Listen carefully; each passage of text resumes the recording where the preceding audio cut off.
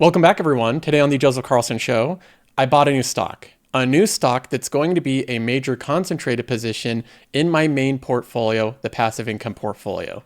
The new stock, of course, is a compounding machine. It is a dominant global company, a digital one with high margins and growing revenues and free cash flows. In this episode, I'll be going over this stock, highlighting the bull case and the bear case, the thesis overall, and the reason that I'm investing in it. So we have a lot to get to in this episode. I think it's going to be a fun one. And we also have some news. Costco just raised their membership fee for the first time in 7 years. Now, as a large Costco shareholder, as someone that really loves this company, and I've made it a big part of my portfolio for a long time, it's one of my top positions, I have some opinions on this. So I'll be going over this Costco raise in this episode. And then finally, we also had some interesting news happen over the past couple of days. A video surfaced with Sam Altman driving this super futuristic looking sports car.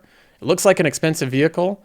I want to take a look at this and actually find out what vehicle that is and how much that thing costs. So we have a lot of fun stuff to get into. Let's go ahead and jump in. We'll start off with the new buy. Let's just take a look at the position here. We have it on the M1 Finance portfolio. I'll bring it up here so we can look at it together. The portfolio overall is doing well. It's performing well. In fact, it's doing really well. So this isn't a buy out of desperation. This is one that I think will just enhance the portfolio, make it a bit stronger. And I'll also mention, in combination of this buy, I also did a small trim of a different position. I'll first go over the position I trimmed. I've recently trimmed a little bit of Chipotle. The company's great. It's a world-class food business. I've gone over the case on Chipotle many times, and the gains have come in. It's really been a profitable company. You can see the gains here, $11,500 on a relatively small position. Chipotle is actually one of my smallest positions. Chipotle has seen so many back-to-back quarters of outperformance in same location sales and earnings per share that it's raced up to a 55 forward PE ratio. So it now trades at a very high valuation. And I think it's good in cases like this, when I have a lot of good companies and a lot of good options, to take some off the table when I see a company push up into the territory that I consider extremely high valuations. That's where Chipotle is right now. So I sold 25% of my position, around $9,000 in the stock, and I still have $11,500 in gains. So this position is actually bigger than when I originally invested in it. It has grown bigger, but I'm just taking a bit off the table. Now, with some of those proceeds and some dividends and some new capital, I've been building a position in this new company, and it's in the consumer category. It is Booking Holdings, Booking.com, or as the advertisements say, Booking.yeah. Now, just to summarize what Booking.com is, it is the largest online travel agency in the world. An online travel agency means that you can go to Booking.com, you can type in like the different destination you want to go to, and they're like your concierge, helping you find plane tickets and car rentals and hotels to stay at. A lot of people think that Booking.com may just be for hotels, but this company has actually done a series of acquisitions to build out a very robust platform of different technology websites. They work in cohesion together. For example, they own rentalcars.com, they own Kayak, they own OpenTable. OpenTable is actually more popular in the US as a place to make dinner reservations. So overall, I would not look at Booking Holdings as just a place to book hotels. That only resembles one part of what they do. They own all these different digital properties, and they've kind of consolidated the online travel agency industry with their business. So as you look at it, it's a fully fledged platform. Even what they're doing now is they're competing directly with Airbnb. So not only can you book different hotels, you can actually list your own house and do the exact same thing an Airbnb is doing. So they're competing in every way possible with the online travel experience, dinner, all that type of stuff. That's what the company does. Now, if we look at the specifics of this company and a bigger breakdown of what they do, Booking is actually unique because it started in the US as Priceline.com, but then in 2005, they bought Booking.com from Europe. And so part of the company actually originates from Europe. Part of it originates from the US, but the majority of the company is actually popular in Europe. Booking.com is by far the biggest online travel agent in Europe. Now, if you compare Booking Holding to something more similar like Expedia, Expedia is more popular in the US. So many people in the US will be more familiar with Expedia. Booking Holding is the dominant player in Europe, and the travel industry is much more valuable in Europe because of the demographic of their businesses. In the US, we have a couple dominant businesses like Marriott and Hilton. They dominate as hotel chains. And because they have that dominant position, they can barter far better terms for themselves, and they have far more marketing power than the hotel chains in Europe. The hotel segment in Europe is far smaller, more segmented, and there's no dominant chains that can barter together and have the marketing power that one like Hilton or Marriott has. So in Europe, the services that Booking Holdings offers is far more valuable because they can offload all of that marketing onto their platform. So Booking makes a fortune from Europe, but they're trying to gain further market share in the US. And overall, if you factor in all of their platforms and all of their market share, everything they compete in, they are by far the largest online travel agent. So this is an investment of the top of the food chain, the number one player in the travel and experience agent. And then there's other companies that are trying to compete with them. So when we look at the company overall, that's just a basic breakdown of what they do. They help people go on vacation and have fun experiences. They have around-the-clock customer service, and that's their specialty. Now, to break this down further, I want to take a look at a slide I created, and this boils down my overall investment thesis into only a few simple bullet points. The first one is that I believe there's going to be growing middle-class incomes. Middle class is getting wealthier and wealthier every generation, every decade. We can see it in all of the numbers. The purchasing power per household is increasing. Even when you adjust for inflation, it's still increasing. That's why more people are eating at restaurants. More people are going on vacation.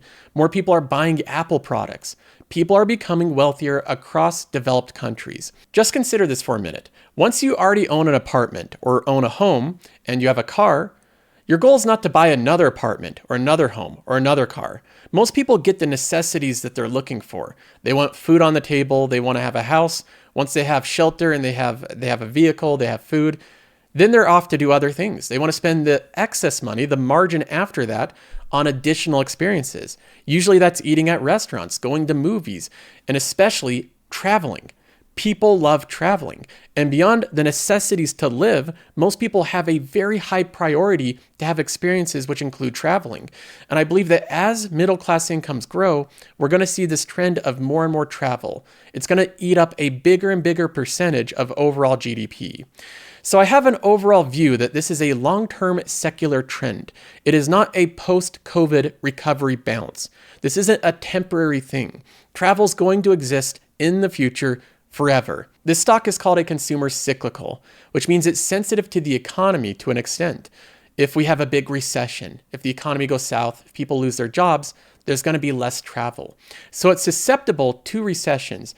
But on that point, that is a major bear point for any type of travel industry or any type of experience stocks. And what I've seen through the data is that this company is far less cyclical than you would believe. In fact, I believe the company is discounted dramatically because of the so-called cyclicality of it, when it's really not that cyclical. Travel's not quite as cyclical as people think. In fact, if we bring up the numbers here, let's take a look at the raw data to show you the lack of cyclicality, and we can look at that in the revenue. The revenue is basically a gradual straight line except for COVID, which obviously has a one-time material impact on their revenue. But if you actually normalized it and took out these COVID years, it looks like it's on an incredibly steady growth path every single year. So yes, there's always a constant fear with Booking Holdings that the company is cyclical and it's susceptible to recessions. Of course, the stock will go down in a recession, but in a recession, a lot of stocks go down, not just experience holdings. The stock will go down temporarily, but it will eventually recover as the economy does. And in general, I don't use recessions as an excuse to not invest in businesses unless I don't believe they can make it through a recession. Overall, what I'm looking for are secular, long-term growth trends. And I see that in experiences. I see that in developed countries, middle-class incomes, more and more people are spending on travel. So overall, in my view, that's a very positive thing. The next thing is this company's super profitable. It has a very profitable business model, high margins, high free cash flow, and low amounts of stock-based comp. So we're looking at a company here that's already extremely profitable, and they've worked out to be a bit of a gatekeeper. They're a bit of a monopolistic company. They sit between millions and millions of people and their destination traveling. And because they broker and they kind of work as the in-between person there, they can charge fees along the way. That doesn't require any CapEx. Doesn't require, investments in facilities, investments in trucks and shipping things. They just work as a gatekeeper between these two industries. I love companies that have this type of business model. I view the business model as similar to Visa and MasterCard. Visa and MasterCard work as a bit of a gatekeeper. They are in the middle of your digital transaction between the retailer and the bank. They tie everyone together as a large network. And they have lots of challenges growing into different economies in different places. But because of their massive network effects, they continue to grow in a very profitable business model. And I view that as very similar to Booking Holdings. It is a gatekeeper company. Now, gatekeeper doesn't mean that it doesn't offer value. It offers immense value to customers and the businesses that they give inventory to.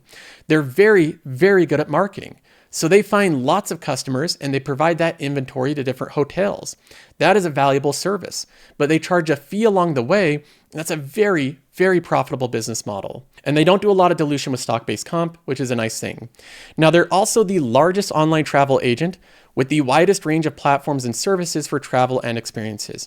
I went over this a bit, but they're basically just the most fully fledged company that offers these services. Other companies, and especially startups, can offer different bits and pieces, but they have everything. And this gives them a unique advantage over different competitors. You have Google that can kind of match you with flights or hotels. They can do part of it, but Booking does everything. They have 24/7 customer service. That makes it more difficult for other startup competitors or little digital apps to compete with them. Now, being the largest also gives them that dominant market share, which they've used to organically grow year over year. And even though they're the largest, they're still taking market share. They're not losing market share. So they're the biggest and they're expanding market share over time, not losing it. Now, of course, there are some bear cases for this stock. The most important ones are competition and regulation. With regulation, I think it's unlikely to meaningfully slow the growth of this company, but it is going to face constant scrutiny and constant regulation. This is something that I've seen with every great company that I invest in, whether it's Visa, MasterCard, Microsoft, Apple, Google, you name it. Great companies grow to great size. They are dominant. And because of that, they start to get looked at from regulators. Booking Holdings is just the same. It's a very dominant, large, profitable company that has huge market share, and it's growing uncontrollably. So regulators are looking at this, and they're a little bit concerned about it. Rightfully so. But in many cases, the regulations really just don't slow down companies like this. They might be like little speeding tickets along the way. They might impact some areas for some time, but overall, really good dominant companies that offer a lot of value to customers continue to grow. And that's mostly due to large network effects. So what I've seen so far is despite the different regulations they've faced, different bans, different restrictions, they've still grown. And they've grown organically very fast. Now, the other competitor that people point out a lot is Google. Google has a lot of different travel stuff, like you can find different flights, you can book hotels through Google, but Google lacks incentive to supplant Booking.com. They lack incentive to completely destroy this company because Booking.com and Expedia are two of their largest advertisers on Google. They're two of the biggest advertisers in the world. They pay roughly a combined $9 billion per year in advertising revenue. Booking Holdings is a tough company to replace, even for the likes of Google. Booking has 23,000 employees. That's a lot of employees, even when you factor in that Google has like 160,000. Imagine them having to hire another 20,000+ to replace the services of just Booking.com. So the undertaking of replacing Booking would mean that Google would have to sacrifice billions and billions of dollars of high margin revenue from their advertising and hire tens of thousands of employees. All of a sudden, it just doesn't make sense for them to go head to head that way. Google, of course, is going to offer little tools to help plan your itinerary and different fun things like that. But overall, they're not going to replace the fully fledged online travel agents like Expedia or Booking. So that's a brief overview of some of the thesis, but I also think it's important to look at the fundamentals and the numbers. If we look at the valuation first, I'll just say that the valuation is undemanding. It's a stock that doesn't really have a high valuation. In fact, I consider it a very low valuation. It's trading at a 20 forward PE ratio. The S&P 500 trades at a 22. So the stock trades at a discount to the overall S&P 500. On a price to sales, it's very low for a digital, high-margin company. The free cash flow yield is nearly 5%. 5% free cash flow yield is not that bad. Even when you factor in stock-based compensation, they don't do a lot of dilution. It brings it down to 4.5%. This is pretty close to a treasury.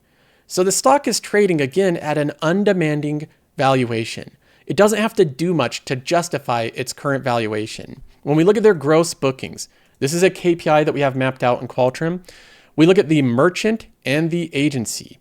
These are the two different types of billing methods. One of them is a little bit better than the other. The merchant is a little bit more profitable because it gives them float, but they compete on both fronts. They're competing with Expedia, they're competing in Europe, and different markets have different types of billing. Both of these are growing strong. In 2024, this only represents Q1. So you can see it's off to a good start. But overall, we can see that even the gross bookings are going up year over year. We look at the free cash flow. Probably the most important metric I look at because it shows the true profitability of a company. When I look at this, I see an incredibly consistently profitable company. Since around 2006, it's been very free cash flow positive. And a wonderful thing about this is that when we look at the stock-based compensation, it's really just not a problem. It's such a small amount, 8% of their overall free cash flow. So you don't have to worry about them playing games and overpaying developers and giving all of their money to executives through stock-based compensation programs. They're really returning the majority of this back to investors. Now, we have a high free cash flow positive company that generated $7 billion in free cash flow last year. In terms of their free cash flow per share, this is also growing much faster than their total free cash flow. For example, last year it grew by 25%. Very fast free cash flow per share growth. When I'm trying to add companies to my portfolios, with compounding machines, I'm seeking companies that will grow at a rate above 15% per year. That's what I want. Free cash flow per share above 15% per year because the S&P 500's average is around 8%. So I want companies that are growing at roughly twice the economic rate of the S&P 500. And that's how I believe that I'll outperform the S&P 500. So this is a very important graph. All of it basically comes down to how fast they can grow this singular chart, and they're growing it fast. If we look at the mechanics and the capital allocation of how they grow their free cash flow per share so fast, basically what they do is they take their strong undiluted cash flow and they buy back a ton of stock. The shares outstanding are going down dramatically fast. Look at this chart. And there's no, visual tricks going on here. The y-axis starts at 0. So this shows you in relative terms how much they've cut out of their stock. But most recently, in 2020, they had 41 million shares. Now they have 34 million shares. So they've reduced it by around 5 to 6 million in only a couple years. And these shares are expensive. They're $4,000 a piece. So they're reducing millions of shares that are really big shares. That reduction is massive. 8.6% reduction year over year. They're not buying back shares by taking on debt. In fact, if we look at their balance sheet here, they have more cash than debt. They didn't take out a bunch of debt and put it into share buybacks. The way that they were able to buy back so many shares is because the company's so profitable. It's continually discounted at a low price. It trades at a low PE because it's in the scary travel industry. Investors are concerned about large language models. They're concerned about Gemini. They're concerned about travel. They're concerned about regulation. All these fears keep the stock price down. They keep the free cash flow yield incredibly high. And bookings management uses that low valuation to do super accretive share buybacks. So it's experiencing this virtuous cycle of the stock trading at a low multiple, allowing management to do very attractive buybacks in similar fashion as AutoZone. AutoZone has benefited from that same type of dynamic for a long period of time. But what you have right now is a company that has a lot of buybacks they're going to do. They've already signaled they're doing buybacks like crazy, buying up the stock on every dip, buying it all the time. The shares outstanding are going to race downwards, and they're not sacrificing the stability of the company or the balance sheet to accomplish these buybacks. And they have so much cash right now that on top of doing buybacks, they've also just started a dividend. So this company is now returning even more cash to investors through a quarterly dividend. They've already paid 2 of them this year. So They're going to be paying a quarterly dividend, and it's going to be a dividend growth company. So overall, that's the quick summary on Booking.com.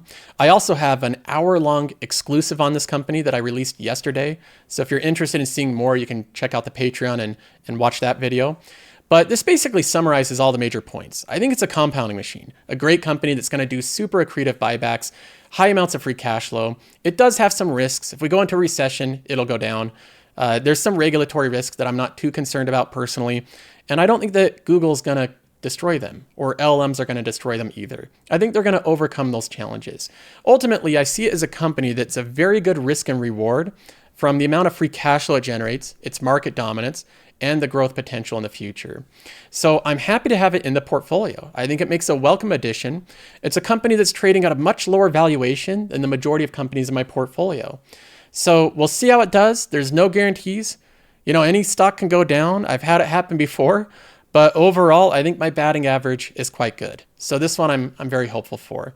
I started off with a roughly $10,000 position.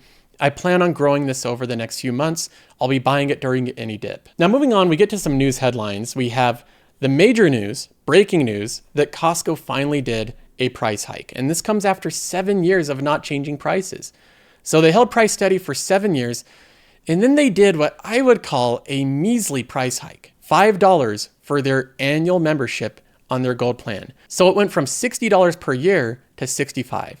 If you're keeping track, this price increase over a 7-year period doesn't even keep up with inflation. Inflation is way more than 8% in 7 years. So Costco is being very kind to the consumer here. They raised prices by 8% over a time period where inflation's like 30 or 40%. They note that the fee increase will impact 52 million members, a little over half of which are executive. And the executive membership is going up $10 from $120 to $130. It's going up a little bit, but they also raised the cap of the total payout and rewards you can get for the executive membership. Now, overall, when I look at this news, there's a couple takeaways. One of them is no one's gonna cancel their membership because of this price hike. Not a single person. In fact, I believe out of the 52 million people, I don't believe there's one person canceling their membership out of this price increase. I just don't believe it. I really don't. No one's gonna look at this and say, you know what, this is where I draw the line. Costco cannot charge me $5 per year, an increase that they've done once in 7 years. That's slower than the rate of inflation. I just don't think there's anyone that's gonna do that. It's 40 cents per month. And Costco has expanded their value proposition to consumers over the past 7 years, far past the 8% increase in what they're charging. So I think if people cancel their membership, I don't think it's going to be related to this. And there's going to be evidence of that. If you think I'm wrong, if you say, Joseph, there's going to be at least a few people that cancel, let's look at the retention rate. Let's see if the retention rate goes up or down after this move. The next thing that I look at with this is that I think Costco is going to earn somewhere in the ballpark of around an additional $300 million in earnings because of this. Now, there are some factors that could impact that. How much more they're paying out in rewards could be one of them. But when I do some rough math and I try to calculate the amount of members they have, the amount of people that will get impacted by this, and the fact that I don't think they're going to have a higher churn rate because of this, I think an additional $300 million is about accurate. When we look at Costco right now, they earned $4.75 billion last year in membership revenue. This is their high margin revenue. So increasing this by a couple $100 million is actually a really big deal. It's not just like increasing their total revenue. That wouldn't be meaningful because this is very low margin revenue, but they're increasing their membership, which is super high margin revenue. So this is ultimately a win-win for Costco. They're earning more money and they're doing so without sacrificing their customer. Now, finally, we get to this bit of news. We have this video surface that made the rounds on Twitter over the past couple of days because it's this super nice foreign looking car. I'm not quite sure what it is, but the video shows who's driving it. And it's Sam Altman. You see Sam Altman driving what looks like a new vehicle there.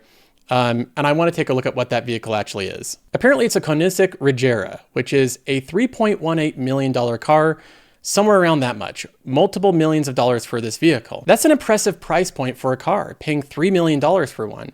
When I watch this, I just have to jog my memory though.